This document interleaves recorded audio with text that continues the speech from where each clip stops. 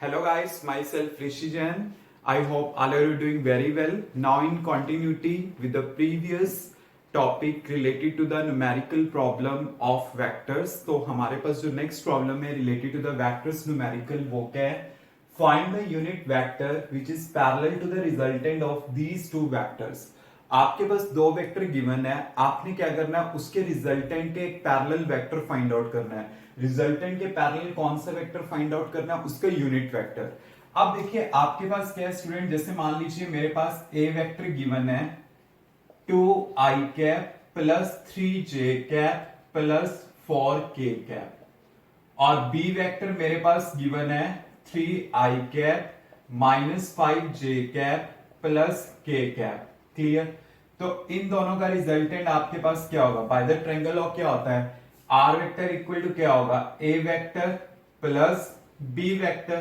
तो ए वेक्टर क्या है 2i cap plus 3j cap plus 4k cap और इसमें मैंने क्या करना है बी वेक्टर को ऐड करना है। बी वेक्टर गिवन है तो मैंने उसको यहां पे लिख दिया।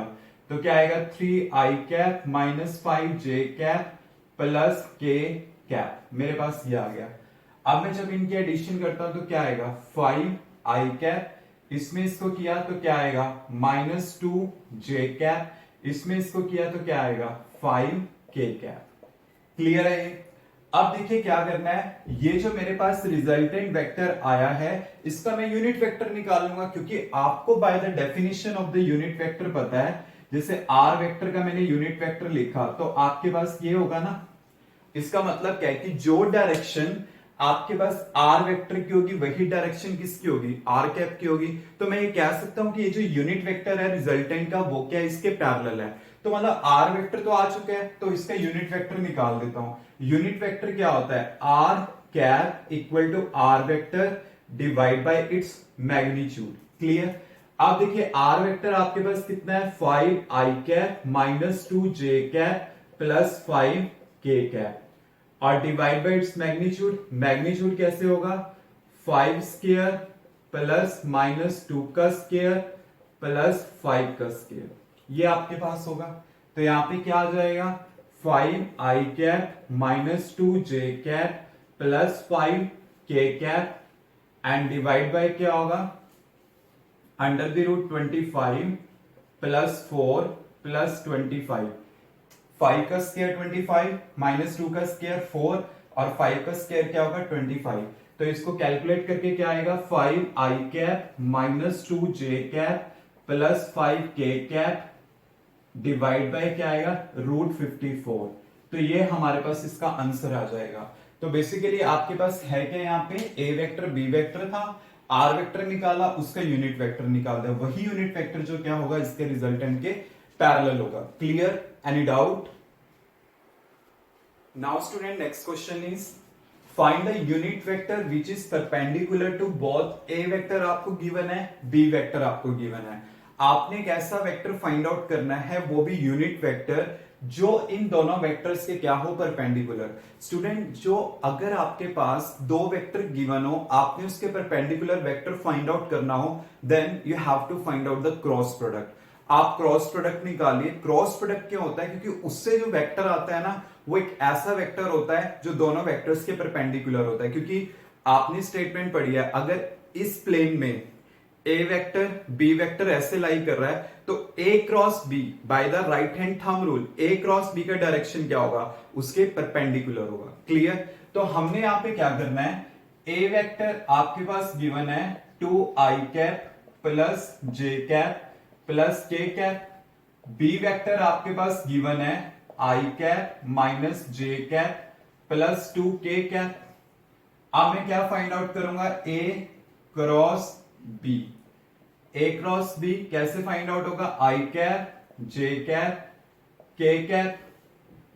तो इसके कॉफिशिएंट क्या होंगे 2 1 1 1 माइनस 1 2, ये आपके पास होगा।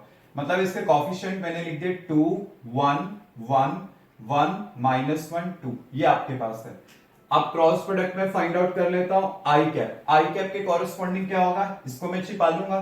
देन 1 इंटू 2 क्या होगा 3 होगा और ये मेरे पास क्या आएगा क्योंकि ये माइनस है तो ये कितना हो जाएगा यहाँ पे प्लस, क्योंकि देखो कैसे फाइंड आउट करते हैं, आपने जस्ट इसे छिपा लेना है, देन 1 इंटू 2 2 होगा यहाँ पे 2 और माइनस ऑफ दिस, तो ये क्या होगा प्लस 1, ये मेरे पास आ गया। नाउ जे के कॉरस्पॉन्डिंग, अब जे के कॉरस्पॉन्डिंग कैसे होगा, ऐसे ही होगा 2 इंटू 2 4 4 माइनस 1, ये आ गया, क्लियर। ऐसे ही के कॉरस्पॉन्डिंग देन आपके पास क्या होगा प्लस के कैप, और ये क्या होगा -2 -1, ये आ जाएगा, clear. Because 2 into -1 -2 minus of the 1, ये आपके पास आ गया, तो ये क्या आ जाएगा 3 आई कैप, और ये क्या आएगा -3 जे कैप -3 के कैप। तो ये मेरे पास क्या आ गया, एक वेक्टर आ गया, let it be C vector, जो a क्रॉस b से आया, क्लियर। अब ये जो वेक्टर मेरे पास आया है ये इसके क्या है, a और b के परपेंडिकुलर है, बट आपने क्या निकालना है, यूनिट वेक्टर निकालना है। तो इस गिवन वेक्टर का मैं यूनिट वेक्टर निकाल देता हूं। तो यूनिट वेक्टर क्या होगा, C cap equal to C vector divide by उसका मैग्नीट्यूड। तो आपके पास सी वेक्टर क्या है, 3 आई कैप -3 जे कैप -3 के कैप, और इसका मैग्नीट्यूड क्या होगा आपके पास 3 का स्क्वायर प्लस -3 का स्क्वायर प्लस -3 का स्क्वायर, आपके पास ये होगा।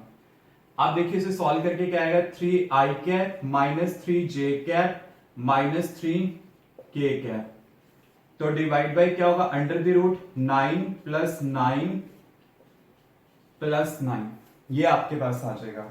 तो आपके पास क्या आएगा, सी कैप 3 कॉमन ले लो, यहां से 3 कॉमन लोगे तो क्या आएगा, i cap minus j cap minus k cap and divide by root 27, क्योंकि जब आप इनको ऐड करोगे ये आएगा। तो इसको आप ऐसे लिख सकते हो 3 आई cap minus j cap minus k cap, clear, and 3 root 3, ये दोनों कैंसिल आउट, तो आपके पास क्या आ जाएगा, आई cap minus j cap minus k cap divide by root 3, ये आ जाएगा।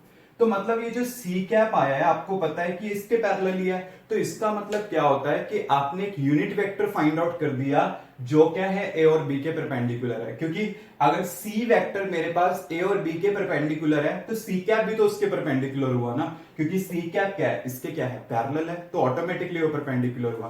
जैसे मान लीजिए एक प्लेन है, इसमें ए और बी लाई कर रहे हैं, अगर सी वेक्टर आपके पास ए और बी के परपेंडिकुलर हुआ तो सी कैप भी उसके परपेंडिकुलर हुआ, तो ऑटोमेटिकली ये दोनों क्या होंगे, पैरेलल होंगे। Clear students, any doubt? Students, remaining question we will discuss in the next video. Clear?